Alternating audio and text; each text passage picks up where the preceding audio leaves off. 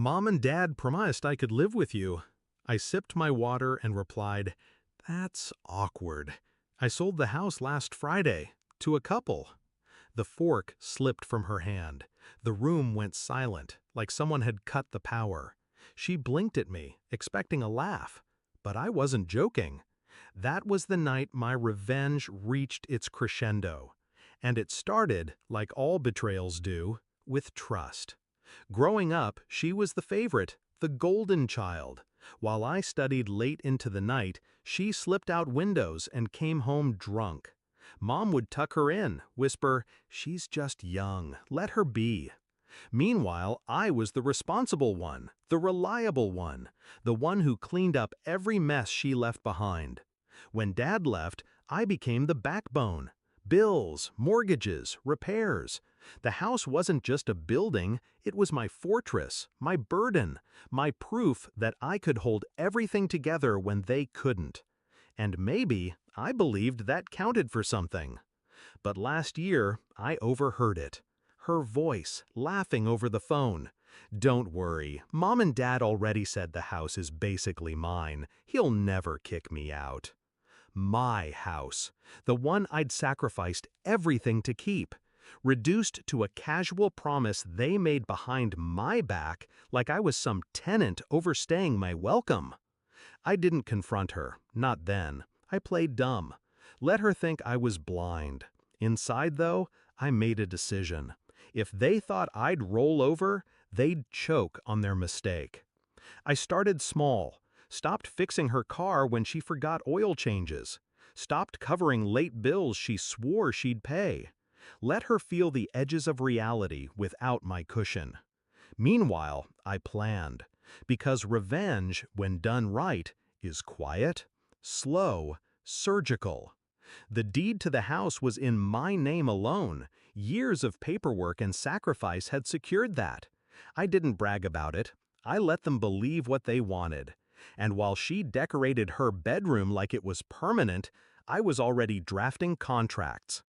The buyers came quick, a young couple, wide-eyed, excited, ready to build a future. They offered cash. I accepted. One signature, and the walls that held a lifetime of our family's lies were no longer mine to maintain. But I didn't move out right away. No, I waited, because timing is everything. Which brings me back to that dinner table. She sat across from me, smug, swirling her wine like a queen waiting for her throne. Then she said it, casual, entitled, "Mom and Dad promised I could live with you."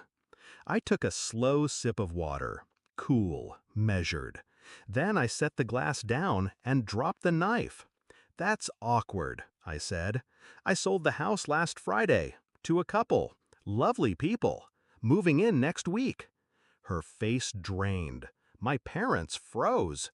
And in that silence, the kind that makes the air taste like metal, I felt power return to me. She sputtered first. You can't do that." But I had. And the paperwork was final. Mom's voice cracked. "Why didn't you tell us?" I met her eyes. Calm. Cold. Because it wasn't our house. It was mine. Always was. I just stopped pretending otherwise.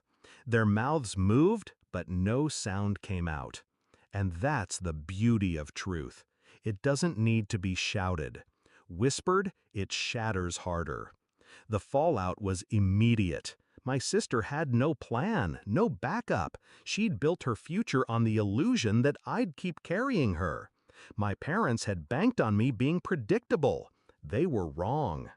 The buyers moved in 2 weeks later. I handed over the keys, walked out with my head high, and left them standing in the driveway, bags half-packed, arguments spilling into the street. In my new apartment, the silence was different. Not heavy, not burdened. It was mine. They called, of course. Voicemails ranged from pleading to furious. "You betrayed your family."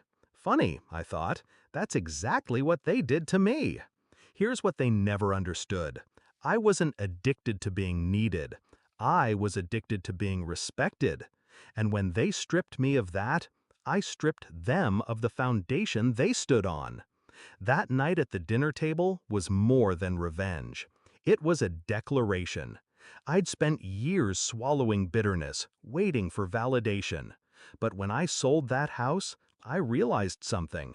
I didn't need their approval. I only needed my freedom. And the look on their faces as they realized the ground beneath them was gone, that was the sweetest freedom of all. They thought the house would bind me to them forever. Instead, it became the blade I used to cut myself free. And I have no regrets.